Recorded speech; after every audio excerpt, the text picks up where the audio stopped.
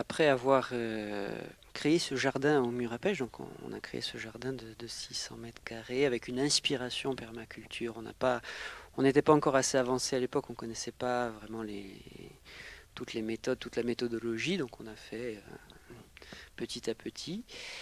Je suis resté quelques années là et puis on a commencé à faire des projets vers la Corse, parce que j'avais envie de revenir en Corse au moins de temps en temps. Et on a commencé à faire quelques missions en Corse. Et puis à un moment, j'ai eu vraiment envie de revenir, donc je suis revenu ici. Et puis là, j'ai créé un blog parce que je me suis dit que je rencontrais plein de gens avec plein d'idées fantastiques, des choses. Puis moi, j'avais acquis pendant toutes ces années un gros bagage d'idées que j'avais attrapé un peu partout. Donc déjà à Paris, il y a beaucoup de gens qui bouillonnent. Et puis avec Internet, on apprend beaucoup de choses dans les forums de discussion, etc. Euh, et je me suis dit qu'il fallait que ces idées-là, on les couche un peu sur le papier. Voilà. Et j'ai créé un blog qui s'appelle 1000 idées pour la Corse, que j'ai commencé à alimenter en 2009, je pense. Voilà. Et ce blog a fait que des gens sont venus me voir, et notamment un jour, Vanina Bernard-Léoni de la fondation de l'université est venue me voir en disant que ce que j'écrivais l'intéressait.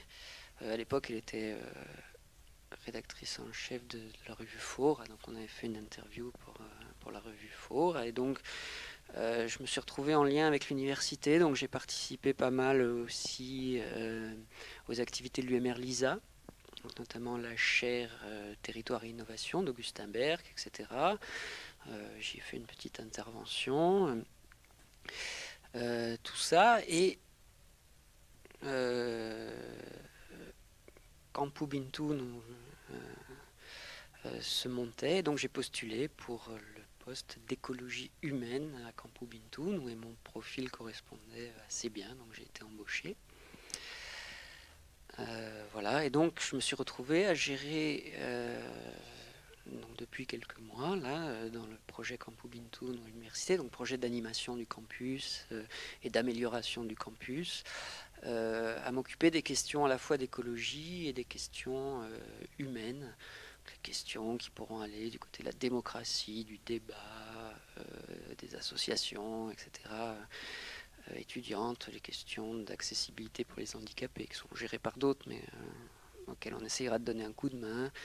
Voilà, et puis de l'autre côté, toutes les questions écologiques. Et il se trouve que ce qui fait bien le lien dans tout ça, ce qui est bien capable de penser à la fois l'écologie, le côté écologique, le côté humain, de faire le lien entre les deux et de ne pas les opposer, parce que souvent, alors en matière d'écologie, on oppose les activités humaines et la nature, et puis on les sépare, souvent on fait des réserves naturelles, qui sont parfois nécessaires, on met des parcs naturels, euh, dans des régions aujourd'hui du globe un peu reculées, on exclut les sociétés primitives de certaines régions pour faire des parcs naturels. C'est-à-dire qu'on considère que l'humain ne doit pas être, même si c'est un humain qui a parfaitement géré son milieu depuis des milliers d'années sans jamais l'abîmer, on l'exclut pour faire des parcs naturels. Et donc la permaculture étant ce qui ne sépare pas et ce qui n'exclut pas, elle me semble être le bon moyen de faire adhérer la communauté universitaire à un projet d'écologie humaine. Euh, et donc, on en arrive à l'idée de monter des ateliers de permaculture pour petit à petit former les gens, à la fois aux techniques, mais aussi aux philosophies, à la manière de penser le monde, de penser le système, de penser le campus, mais de penser la Corse, de penser plus largement l'univers, de manière équilibrée, ne séparant pas les besoins humains, les questions écologiques, les questions sociales. Et donc, avec Augustin Berg, on a travaillé sur le lien au lieu, donc en disant que la société moderne a rompu le lien entre les humains et les lieux qu'ils habitent ou qu'ils sont censés habiter. Et dans cette idée d'écologie humaine,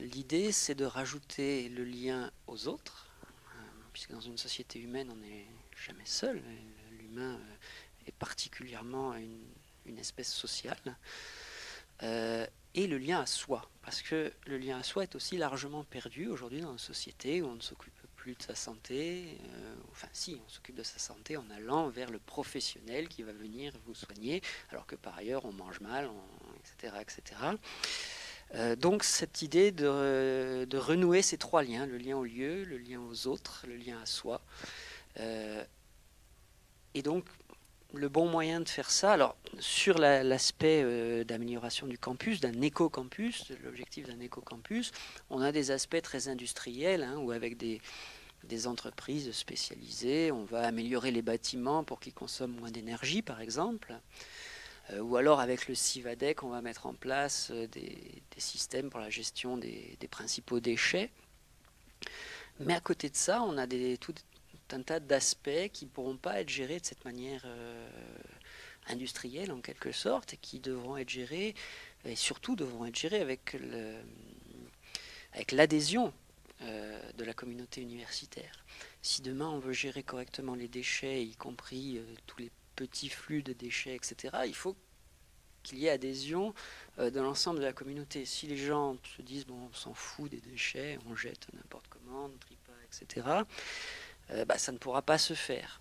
Puis d'un autre côté, si la communauté ne travaille pas, notamment avec le Fab Lab ou avec des éléments comme ça du système universitaire, à imaginer une manière de gérer les déchets ergonomiques avec peut-être des contenants qu'on va fabriquer, qu'on va inventer et qui sont adaptés à notre situation, et bien si on ne fait pas tout ce travail qui est un travail vraiment de la communauté universitaire, et ben on n'arrivera pas très loin. On n'arrivera pas... voilà. Et donc l'idée c'est là-dessus d'utiliser l'aspect permaculture en commençant petit, des espaces verts, des choses comme ça, pour petit à petit mobiliser, si possible, l'ensemble de la communauté universitaire, en tout cas le plus largement possible, autour des questions écologiques, mais pas seulement, des questions humaines. Aujourd'hui, on a des questions très importantes liées au progrès technologique. Progrès technologique qui a des aspects positifs, des aspects négatifs, qui en tout cas modifie le monde de manière extrêmement rapide, extrêmement brutale. Hein. On ne sait pas trop ce que sera l'état, par exemple, du marché du travail dans 20 ou 30 ans, quand on aura des robots extrêmement perfectionnés, une intelligence artificielle qui commencera à être capable de faire des choses assez extraordinaires. On sait que 20 ou 30% des emplois actuels sont menacés, donc il va falloir penser ce monde, penser tout ça. Et commencer par des ateliers de permaculture peut être le moyen de, à la fois concrètement faire des choses. Donc là aussi, la permaculture ne sépare pas les aspects concrets et les aspects théoriques. On fait des choses et puis on réfléchit à partir de ce qu'on fait, et puis inversement, on réfléchit et puis on fait des choses à partir de ce qu'on a réfléchi. Donc voilà, la permaculture est une bonne porte d'entrée pour une pensée systémique, une pensée complexe, dans un monde qui est complexe aujourd'hui. Et donc concrètement, donc je me suis demandé comment on allait pouvoir ça. Donc j'avais un peu envie de faire au Palazzo ou en haut les ateliers là-haut. Puis je me suis dit que on est dans un environnement, et dans l'environnement tel qu'il est, il y a le CCU. Le CCU, donc j'ai pu tester un peu des ateliers, voir que les étudiants y adhèrent pas mal. Et donc je me suis dit, commençons par un atelier du CCU. Qui permettra d'initier les étudiants à la permaculture. Alors là aussi, il faut faire avec ce qu'on a. Donc on a une limite dans les ateliers du CCU. On a une limite qui est que les ateliers du CCU se font le soir, dans une période qui est plutôt la période hivernale. Donc on aura assez peu de chances de pouvoir travailler vraiment à l'extérieur. Donc l'idée, c'est de commencer par ces ateliers pour faire tous les aspects qui vont de l'observation jusqu'au design. Donc travailler, on finira par faire des maquettes et peut-être quelques objets qui serviront ensuite. Peut-être qu'on fabriquera un composteur, peut-être que... voilà, enfin tout ce qui peut être fait à l'intérieur. Le Fab Lab, hein, c'est la grande nouveauté de la rentrée 2015 à l'université, hein, terme, enfin, avec les nouveaux bâtiments aussi. Donc le Palade se libérant, il sera installé un Fab Lab et un espace de coworking, c'est-à-dire un espace où on espère brasser un esprit d'innovation. Donc le Fab Lab contiendra des machines numériques permettant de faire des prototypes, des petites séries d'objets dont on pourra avoir besoin ici ou là, et puis un aspect de bricolage plus traditionnel, avec des outils plus traditionnels, donc permettant par exemple, si demain on travaille sur des espaces verts, de faire toutes les tuteurs, les treilles qu'on pourrait imaginer, puisque l'idée c'est aussi de faire monter la végétation, et puis de faire de belles choses, et de faire des réalisations qui soient artistiques, ou en tout cas esthétiques. Tout ça pourrait être fait au Fab Lab. Donc le Fab Lab, l'idée c'est qu'il soit ouvert le plus largement possible, donc à la communauté universitaire, mais à toute la population cortenaise et d'ailleurs, aux artisans, aux artistes, mais à toute personne qui aurait une idée de design, de faire quelque chose, de faire des objets ayant une utilité ou pas d'ailleurs. Voilà, donc ce Fab Lab se mettra en place progressivement à partir de la rentrée 2015. On espère qu'il sera complètement installé en janvier 2016 au Palazzo Nazionale en haut de la ville. L'idée, c'est que ces ateliers-là seront sur la première partie de la méthode jusqu'à la partie design, et puis on complétera ces ateliers. Alors on complétera déjà pendant l'hiver par des ateliers techniques qui nécessitent d'être à l'extérieur sur le vivant, de la taille, du bouturage, la gestion des sols, etc. Donc on fera des ateliers complémentaires qu'on gérera par ailleurs en dehors du CCU, et puis à partir du mois de mars ou du mois d'avril, on fera d'autres ateliers qui, eux, auront pour but de mettre en œuvre ce qui aurait été imaginé pendant l'hiver et de le mettre en œuvre sur ces espaces verts qui sont à côté de l'amphi Ribé, donc à l'entrée du campus de Lettres quand on revient du Resto U. Voilà. Et donc ensuite, l'idée serait d'investir d'autres espaces. Et donc là, c'est le projet avec la maison Pizzini, qui est cette maison en ruine, enfin assez abîmée, qui est au-dessus de la fac de sciences. Je ne sais pas de quand elle date, j'imagine c'est le 19e siècle, hein, je suppose. C'est un très bel endroit. Donc avec un projet de réhabilitation de la maison, enfin, en tout cas une idée de réhabilitation portée par l'université. Une idée de maison dans les arbres. Donc ça, c'est un projet de Paulitech avec l'université d'Innsbruck et la filière bois de Corse, qui est l'idée de faire des maisons passives, donc parfaitement écologiques, sans consommation d'énergie, dans les arbres au-dessus de la fac de sciences et de l'IUT. Et donc l'idée, ce serait un peu, avec la permaculture, d'essayer de penser globalement un usage de ces lieux, donc incluant ce qui a déjà été imaginé, ce qui serait mis en place par d'autres, plus toute la gestion des espaces verts, tout ce qu'on pourrait faire là. Donc avec un aspect très, très important aussi, c'est qu'on veut toujours être relié vraiment à notre territoire, à notre lieu, donc avec un aspect culturel fort.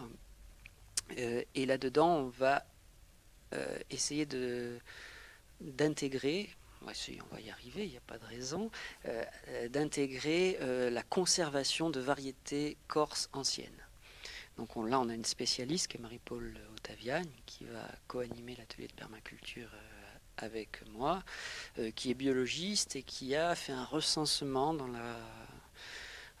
la région, dans tous les villages autour de Corté, des anciennes variétés d'arbres fruitiers, etc. Je pense des variétés potagères aussi, il doit en avoir quelques-unes.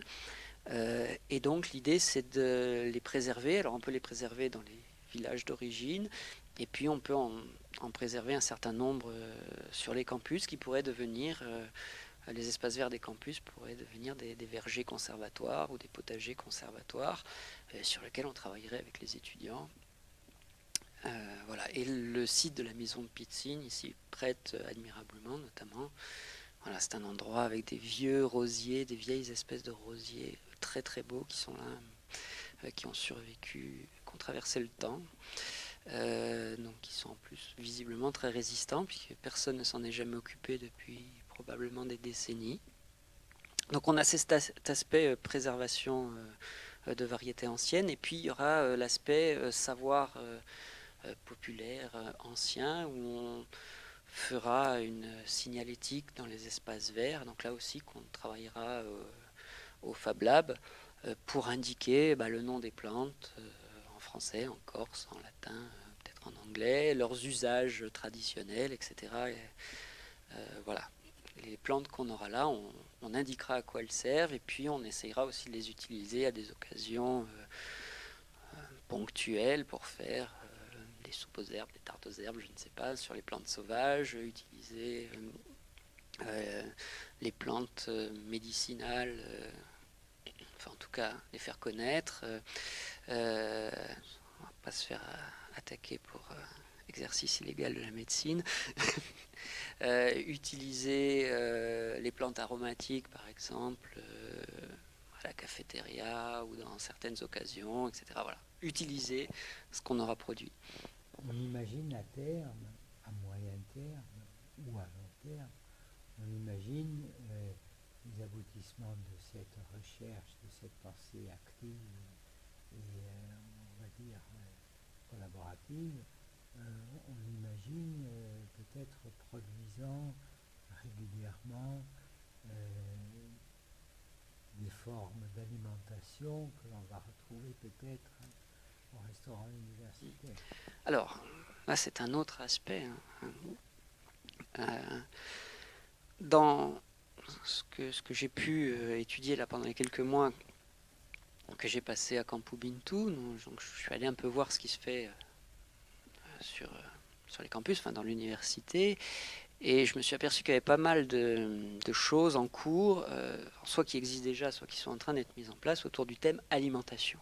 Donc je vais en faire vraiment le grand thème qui démarrera à la rentrée prochaine.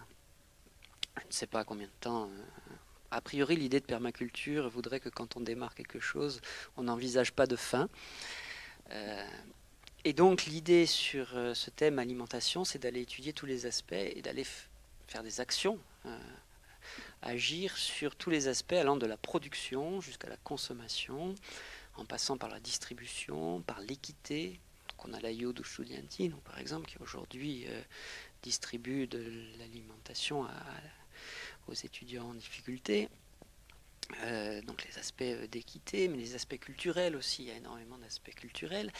Et là-dessus, on a quelque chose quand même d'assez intéressant ici, c'est l'alimentation dite méditerranéenne, l'alimentation traditionnelle des régions méditerranéennes, donc qui est variable selon les lieux, mais qui a un certain nombre d'invariants, de qualité que l'on retrouve partout, notamment de qualité nutritionnelle et aussi de qualité culturelle. Donc c'est notamment l'alimentation méditerranéenne est inscrite au patrimoine immatériel de l'UNESCO, patrimoine mondial immatériel de l'UNESCO. Et ce serait vraiment, vraiment intéressant de travailler là-dessus et d'approfondir ce point-là. Donc les aspects nutritionnels, parce que c'est important que les gens mangent bien, et les étudiants sont souvent, pour des raisons financières ou parce qu'ils s'y intéressent pas trop, souvent une population qui ne mange pas forcément très bien. Donc là, il y aurait vraiment un lien. Donc on est à la fois dans le lien au lieu, là-dessus, puisque c'est l'alimentation de notre région, le lien à soi, avec les aspects santé, etc., et puis le lien aux autres, avec tous les aspects convivialité autour de l'alimentation. Parce que quand on étudie l'alimentation méditerranéenne, il y a effectivement les aspects nutritionnels, mais il y a aussi la manière dont on consomme, et on consomme rarement dans son coin tout seul, tristement devant la télé. C'est pas comme ça qu'on consomme l'alimentation méditerranéenne, c'est plutôt tous ensemble autour d'une table. Voilà, donc on a cet aspect alimentation méditerranéenne. Donc on va travailler avec le Resto'Us sur un projet de repas en circuit court. Donc on va essayer d'avoir des journées, et puis si possible ensuite tous les jours, un approvisionnement local. Donc ça se fera en lien avec la Fédération des coopératives agricoles de Corse. Donc ça, ce sera des journées sur lesquelles on fera donc à la fois ces repas-là, et puis on fera des animations, donc des débats sur l'alimentation probablement, probablement une émission de radio à cette occasion-là. Donc une journée vraiment dédiée à une réflexion sur ce qu'on mange. Ce qui est intéressant en permaculture, c'est que les gens qui font de la permaculture, les bons permaculteurs, vous disent...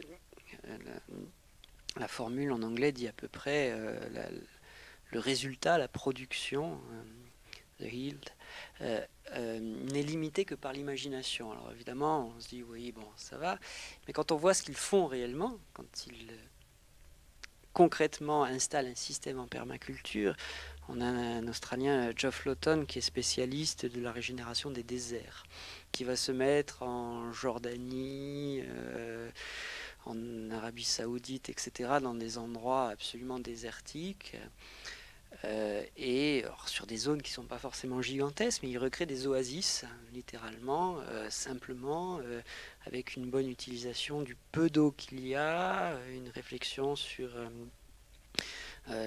les espèces d'arbres qu'il va planter, etc.